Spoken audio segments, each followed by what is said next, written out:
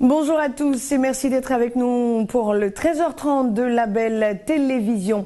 Les 31 décembre de chaque année, les chefs d'État se retrouvent pour faire le bilan de ce qui a marché et moins bien marché et établir dresser un tableau de perspective pour l'année qui démarre. L'occasion a donc été choisie par Alex Blériot-Momra de puiser justement dans ces discours-là et d'en faire l'économie pour les téléspectateurs de la belle télévision. Regarde. Après les vœux de leurs chefs d'État respectifs, les peuples d'Afrique savent à peu près à quoi s'en tenir en 2018. Au Gabon, les couples démunis ne vont plus stresser pour faire des enfants.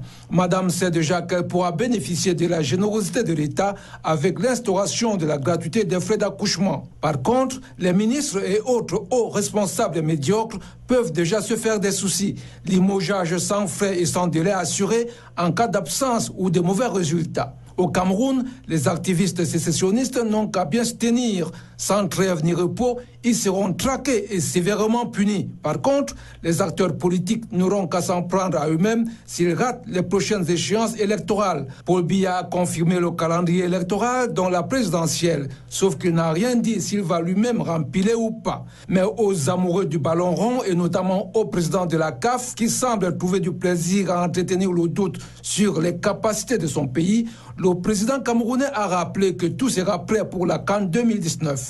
Il faudra donc aller chercher ailleurs les raisons d'un procès en sorcellerie.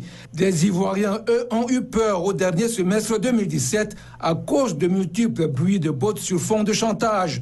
Mais l'État a tenu bon. Afin que cela ne se reproduise pas en 2018, un programme de délestage au sein de la Grande Muette va être déroulé pour une armée plus républicaine et professionnelle. En 2018, les Tchadiens vont voter pour le choix des députés. Le bonus qui a été accordé aux députés depuis 2015, terme normal de leur mandat, devait courir jusqu'en 2019. Mais Idriss Déby a décidé de raccourcir cette échéance. Ce sera donc cette année, mais on le fera sur fond de réformes institutionnelles concertées par le biais d'un forum inclusif dont la pertinence n'est toutefois pas avérée aux yeux de l'opposition. Les Congolais de Brazzaville, eux, savent que plus que jamais, ils vont devoir se serrer la ceinture en 2018.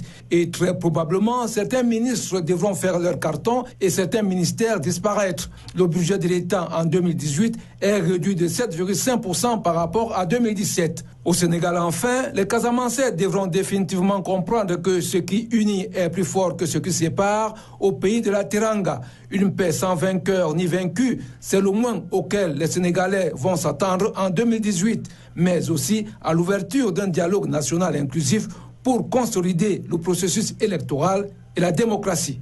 À quoi doivent s'attendre les Africains en 2018? Vous venez d'avoir la réponse d'Alex Blériot-Momra, notre analyste maison sur la belle télévision.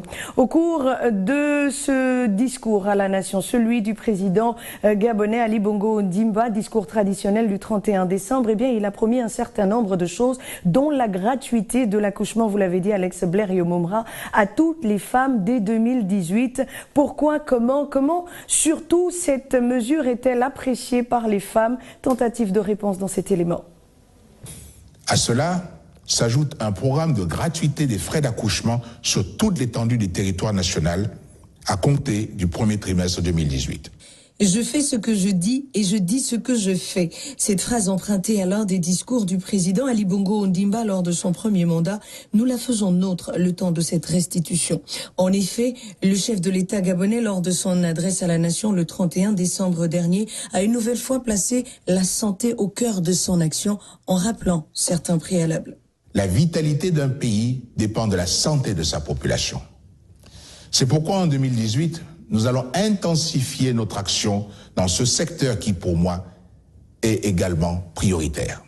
Ali Bongo Ondimba, ou Yaali pour les Gabonais, vient ainsi, par cette annonce, soulager les futures mamans déjà accablées par le poids de « je ne sais pas ce que je ressens, je ne sais pas ce que je vais manger, ni ce que je veux », 9 mois de nausées, de changements corporels et de plusieurs autres émotions dont seule la femme enceinte a le secret. On remercie le président de la République pour avoir pensé aux femmes, d'aller accoucher gratuitement, parce que c'est la femme qui donne la vie. Bon, ça peut aider, mais c'est moi ce qu'on espère qu'il y a des applications de toutes les promesses que le chef de l'État fait. Parce qu'il y a tellement de promesses qu'on fait à la population qu'on ne voit pas sur le terrain la réalisation.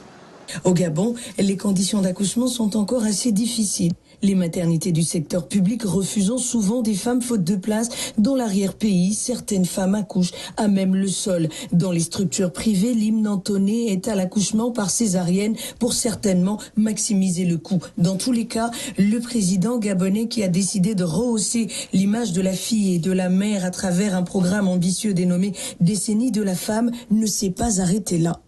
Je vous annonce donc la mise en place d'un réseau de cliniques mobiles dans chacune des provinces du Gabon afin de permettre une meilleure couverture sanitaire à l'échelle du pays et l'accès aux soins de base pour les plus démunis.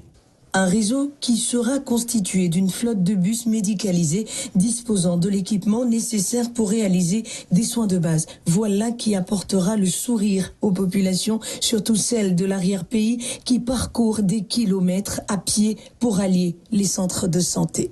Voilà, donc sourire aux lèvres pour les femmes gabonaises qui vont finalement souffler le froid puisque le président de la République, donc chef de l'État Ali Bongo Ondimba, a décidé de rendre gratuit tous les paiements relatifs à la grossesse et à l'accouchement. Merci donc à la rédaction pour le point. Le président Macky Sall, président du Sénégal, a profité de son adresse à la nation pour rappeler l'importance de l'éducation dans le développement d'une nation. Extrait de son discours. Le monde est devenu plus complexe et à bien des égards, la compétition encore plus ardue et les risques d'exposition à toutes sortes de tentations encore plus pesants. Il n'y a pas de meilleur viatique que l'éducation et la formation de qualité pour préparer notre jeunesse à dominer l'adversité et baliser la voie de la réussite. C'est l'exemple que nous donne le lycée scientifique d'excellence de Diourbel, dont je suis fier des premières performances, tout comme je suis fier du parcours de deux jeunes compatriotes ingénieurs en aéronautique employés à des postes stratégiques d'une grande firme multinationale que j'ai rencontrée il y a quelques jours. Leur parcours, parmi tant d'autres, témoigne de la fiabilité de notre système éducatif. Si nous continuons nos efforts pour que l'école reste un espace d'émulation et d'apprentissage dans la quête de l'excellence. Dans cet esprit, le gouvernement entamera dès ce mois de janvier une nouvelle phase d'élimination des abris provisoires avec la construction et l'équipement de 6400 salles de classe et 4730 blocs administratifs. Le président Macky Sall à l'instant, lors de son adresse à la nation, c'était le 31 décembre et nous venons de vous diffuser un extrait de son discours.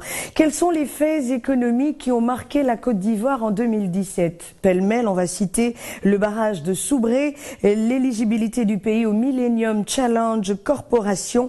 Mireille Nzoubou nous en dit davantage. La Côte d'Ivoire a augmenté sa puissance électrique avec la mise en service le 2 novembre 2017 par le président Alassane Ouattara du barrage hydroélectrique de Soubré qui va injecter 275 MW supplémentaires sur le réseau électrique ivoirien, faisant passer la puissance installée du pays à environ 2200 MW, soit un accroissement de 804 MW depuis 2011. Ce barrage fait passer de 31 à 40% la part de l'hydraulique dans la fourniture d'électricité du pays, le reste revenant à l'énergie thermique. Avec un taux de couverture en électricité de 53% en 2016, la Côte d'Ivoire entend résorber son déficit énergétique avec une projection de 4000 MW à l'horizon 2020, mais également se positionner comme le leader énergétique régional. Elle exporte déjà 15% de sa production dans la sous-région. Fruit de la coopération sino-ivoirienne et d'un coût de 331 milliards de francs CFA, le barrage de Soubré constitue un atout économique puisqu'il permet une intégration socio-économique avec des activités génératrices de revenus et la mise en place d'infrastructures sociales de base. Outre cet ouvrage structurant l'éligibilité de la Côte d'Ivoire au Millennium Challenge Corporation, fut aussi un fait marquant du pont de l'économie nationale en 2017. Le Millennium Challenge Corporation est un fonds de développement bilatéral. Son conseil d'administration a déclaré le pays éligible au développement d'un programme compact de plus de 260 milliards de francs CFA en vue de stimuler la croissance économique. Ce programme vient en appui à l'objectif à long terme de de diversifier l'économie à travers des investissements dans l'éducation et les transports, car en dépit d'une croissance soutenue de 9% depuis 2012, le taux de pauvreté de 46% demeure élevé. Merci à vous, Mireille Nzoubou. Parlons de réinsertion de détenus à Kampala. Nous sommes en Ouganda. Un vaste projet de préparation à cette réinsertion, justement, a été lancé par le gouvernement. Voyons tout cela avec vous. Nathalie est là. OK. Afin de redorer l'image des prisons en Afrique, des politiques de réhabilitation des univers carcéraux sont désormais une priorité. Présentement, le gouvernement de Kampala, en Ouganda, vient de mettre un programme vaste en vue de préparer les détenus après leur séjour carcéral. Ce programme inclut la pratique du sport, la formation dans les métiers de l'agriculture, sans oublier les aspects sanitaires. Ailleurs également sur le continent, d'autres projets ambitieux font l'objet d'attention de la part des autorités. Grâce à la signature de conventions avec des partenaires au développement tels que le PNUD, le CICR, l'UNESCO et les ONG locales basées dans les grandes capitales africaines. À Kampala, en Ouganda, le programme a démarré. Celui-ci vise à conscientiser, mais aussi à rendre la réinsertion sociale du détenu allégée. Une fois le détenu sorti, ce programme va se poursuivre avec, à terme, l'aider à s'autonomiser et reprendre une vie normale. Parlons de cette pénurie de médicaments, les médicaments anti-tuberculeux. Il y a comme une pénurie à l'hôpital de Nkembo, situé dans le 2e arrondissement de la capitale gabonaise, Libreville, où s'est rendue notre reporter Nathalie Okeela. Cela fait 3 mois que la rupture des médicaments antituberculeux est une réalité à l'hôpital de Nkembo, dans le 2e arrondissement de la capitale gabonaise. Un hôpital spécialisé dans la prise en charge des malades souffrant de la tuberculose. Une maladie dangereuse et très contagieuse. Sur le site de cet hôpital ce matin, le désespoir pouvait se lire sur les visages des malades externes venus s'approvisionner en produits pharmaceutiques. L'un d'eux nous en parle brièvement. Ce médicament-là, il coûte excessivement cher. Et pour preuve, parce que lorsqu'on explique un peu ça, certains Gabonais peuvent se dire que nous faisons du cinéma. Il n'y a pas question du cinéma. Le traitement d'un mois, je suis à 107 740 francs. Rien que les antibiotiques pour un mois. Cette maladie, ceux-là qui ont déjà atteint la phase de la tuberculose, imaginez-vous qu'ils sont dehors. Nous sommes avec eux dehors. Et c'est une maladie qui est contagieuse. Le temps que l'État, via le ministère gabonais de la Santé, serait présentement sur le dossier Nkembo, selon certaines indiscrétions glanées sur place.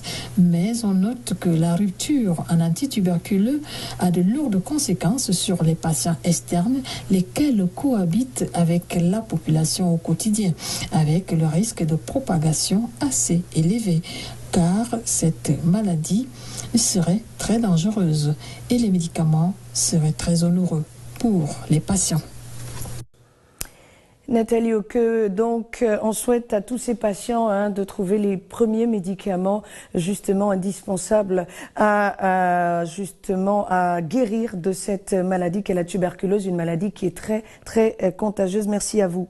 Parlons de la musique. Le parallèle étant établi, la musique pour diffuser les messages. Les organismes internationaux, ceux des Nations Unies en l'occurrence, s'emploient à garder des jeunes autour justement de cette musique à travers des messages bien précis. Nous voyons tout cela dans cet élément de la rédaction. 2017 a été marqué par plusieurs engagements de personnes pour des causes bien précises. C'est ainsi que pour communiquer les idées et messages de l'ONU à travers le globe, l'organisation s'est souvent appuyée sur des artistes et musiciens qui ont mis leur renommée et autres talents à son service. L'UNICEF a emprunté la voix de Toya Delazi, par exemple, l'artiste sud-africaine dont le timbre arc-en-ciel a porté le message sur l'autonomisation des filles et des femmes en Afrique. Tout cela dans la chanson Kula Kula, qui signifie en zoulou « croire ou grandir ».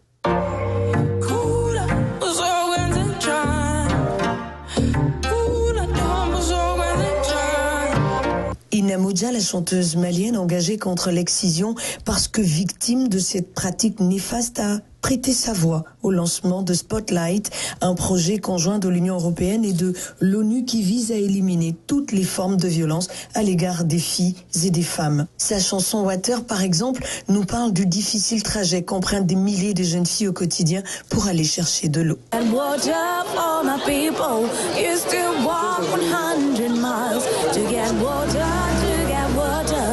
La musique pour véhiculer les messages, les Nations Unies à travers ses agences a opté pour cela et nous le voyons bien avec des artistes très engagés. Ils sont de plus en plus nombreux en Afrique.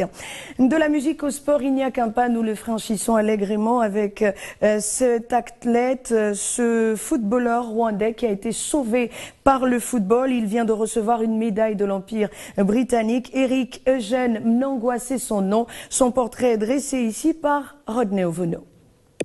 Eric Eugène Mnangagwa était miraculé. L'ancien gardien de but de l'équipe nationale du Rwanda qui a reçu la médaille de l'Empire britannique est passé tout près de la mort. En avril 1994, alors que le génocide n'est qu'à ses débuts, des soldats Hutus pénètrent chez lui et s'apprêtent à l'abattre. Toto, comme il se faisait appeler, ne doit la vie sauve qu'à un soldat supporter du club Rayon Sport, formation dans laquelle jouait Mnangagwa au début de sa carrière. Une chance que n'auront certains de ses proches. En effet, il perdra 35 membres de sa famille dans le génocide. Un fait qui va le marquer et en 2010, il fonde l'association Football for Hope, Peace and Unity qui œuvre dans la sensibilisation à travers le football. Pour avoir eu la vie sauve grâce au sport qu'il pratiquait, Mnangagwa estime que la magie du football réside dans sa capacité à diluer les extrémismes et les haines. Institué en 1917 par George V, le Most Excellent Order of British Empire est attribué chaque année à près de 100 000 personnalités de la Grande-Bretagne, du Commonwealth et du monde entier. Rodney Ovono, vous restez avec nous puisque au cours de son discours, le président camerounais Paul Biya Mvondo est largement revenu sur l'organisation de la Coupe d'Afrique des Nations prochaine en rassurant les Camerounais et le reste du monde. Cette compétition aura bel et bien lieu, mais au-delà, il a parlé d'autres événements sportifs. À l'instar d'autres aspects de la vie de la nation, l'une des articulations du message du chef de l'État camerounais était le sport. Paul Biya est revenu sur le sacre continental, le 5e des Lions indomptables lors de la Coupe d'Afrique des Nations 2017 au Gabon. D'une CAN à une autre, Biya a salué la victoire à domicile de l'équipe nationale de volley-ball féminin, des victoires qui en appellent bien d'autres. En 2019, comme vous le savez, notre pays accueillera la grande famille du football continental à l'occasion de la Coupe d'Afrique des Nations. C'est la deuxième fois en l'espace de quelques mois que le président de la République réaffirme la détermination du Cameroun à accueillir la plus grande compétition sportive en Afrique. Je n'ai nul doute que comme nos sportifs, nos populations sauront se montrer à la hauteur de l'événement et présenter le meilleur visage du Cameroun. La Coupe d'Afrique des Nations 2019 aura bel et bien lieu et ce sera une grande fête, rassure Biya, et ce malgré les réformes de la Confédération africaine de football en juillet dernier. En effet, la compétition ne se tiendra plus en début d'année, mais entre les mois de juin et juillet, et 24 équipes au lieu de 16 seront présentes.